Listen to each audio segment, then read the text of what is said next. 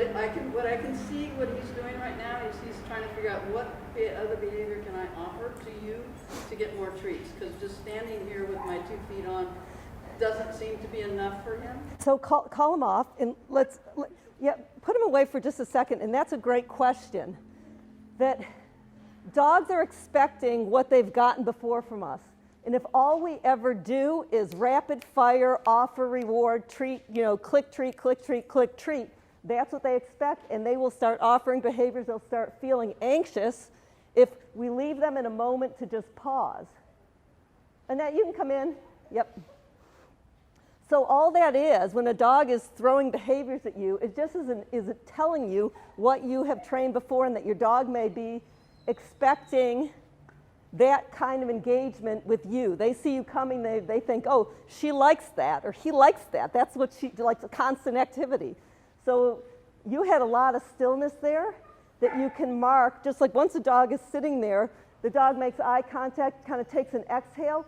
Good dog. You're telling him, I like that stillness, I like that connection, I like that feeling of exhale and relaxation. Annette, you can come in and find a place. Yeah, no, it's totally fine. Don't worry about it. What I liked about what he did was he was like moving around, then he went, hey, what do you want me to do? And he got still, so I did. Yeah, and yep. So there's a distinction there again between stillness and calmness that is really important. That if we train our dogs to be artificially still, we're training them not to communicate their emotional state. So it's fine to capture that moment of stillness, but what we also want to capture is the dog might be moving and showing a little exhale, a little calmness. So we're marking the mental state versus the physical, because the last thing I want to do is to train my dogs not to express emotionally. And I think you can all relate to, we've all seen dogs that freeze, and you really, you assume the worst, but it maybe isn't the worst. The dog could just be frozen from, being rewarded for being still. So bring them out again, and keeping that in mind, notice the subtle ways this dog is communicating the question of what are we doing here in a calm state. So you're looking at tail, you're looking at relaxation of the body, you're looking at, the gesture, tail, ears. Good. Super. So I'm giving my dogs feedback when they're like, this is a really nice mental state, right? He's eager, he's reaching for it, but he's staying on, he's teetering on the edge of leaving. Whoops. And do you do no reward markers, or do you do silence? Sometimes I go, but okay, and mostly silence.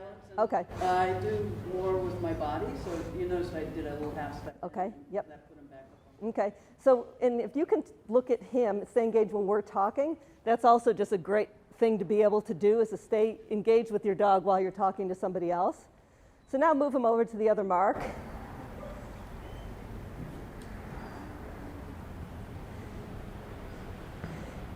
And just thinking about where the dog's getting the food, right?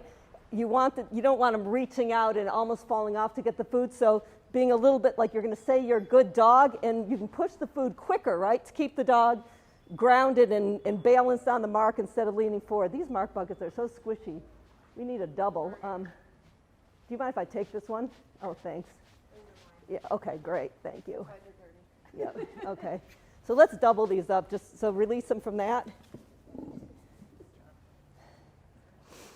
So again, for training mechanics, for people who are really advanced trainers, these are an opportunity to really get your mechanics even more and more tuned up. So I'm going to always say my reward word before I give my dog food. I want my reward word, my praise, to be part of the behavioral chain. If all I do is the dog does something great, they get the food, I'm creating higher value for the food, but not higher value for my praise. So the mark gives you this opportunity. You see the action you like, you see something you like, good dog, whatever your words are, and then comes the food in such a way that shovels it back so that the dog isn't reaching forward when you're giving the food. Good. So now move him to the other mark. And think about when you release him, what is the dog thinking when you're about to release? So do you want to catch him in a moment where he's leaning forward, or do you want to have him be in a moment where he's kind of on the edge, but he's choosing to stay back? So these are all things the dog is showing you on a mark bucket.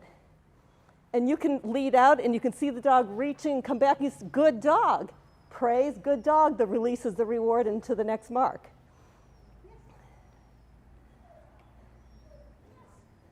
So he's offering me a look a lot. Which Yep. usually doesn't, he's not paying attention Yep. to where the last treat came from. Yeah.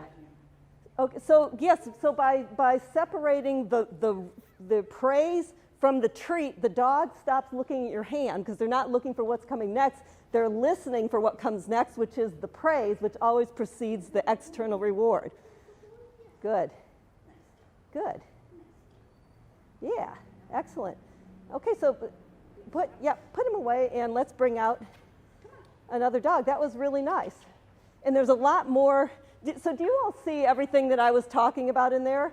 How much valuable communication there is happening because we're slowing things down, and the dog's job is very simple. So we have the capacity to give our dogs feedback about all this great stuff that we want mental and emotionally.